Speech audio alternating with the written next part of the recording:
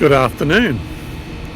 So I'm here in LA aboard the Battleship Iowa, which was the lead ship in its class, which was comprised of 4 ships that were completely built and commissioned back during World War II, 2 others that weren't completed.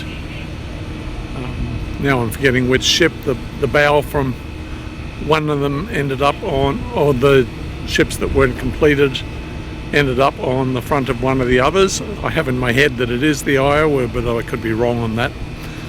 I've just completed a quite long engineering tour of the ship. We got to go down into the engine rooms, where they keep the gearboxes, where the boilers are, right up, or the area where the rudder pins, or whatever you like to call them, are driven from. The machine shop, which for me was wonderful. There's all this old World War II era lathes and mills and such like that were installed as the ship was built, and then the upper levels were built above them.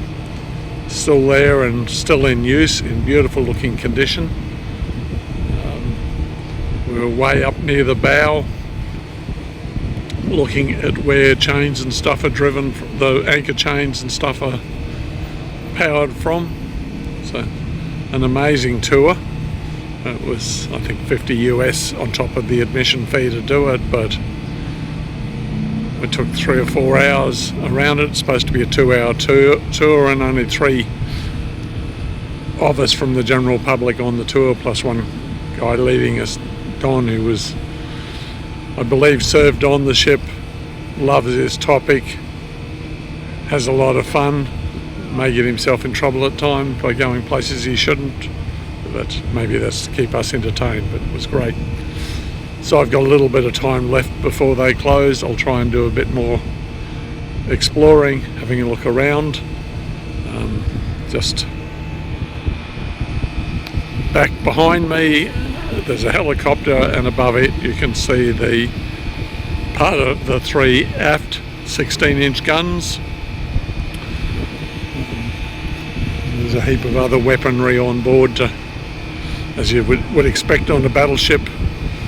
They have a large number of practice rounds, which I think were just filled with sand and concrete to let them practice handling stuff, but they will have a lot of other rounds on display. They're working to get one of the turrets on this widely open to the public, and then there's a gun tour that you can do, but that was booked out and overlapping with what I was doing, I think, anyway, so I wouldn't have done that today. But I follow the Battleship New Jersey's YouTube channel.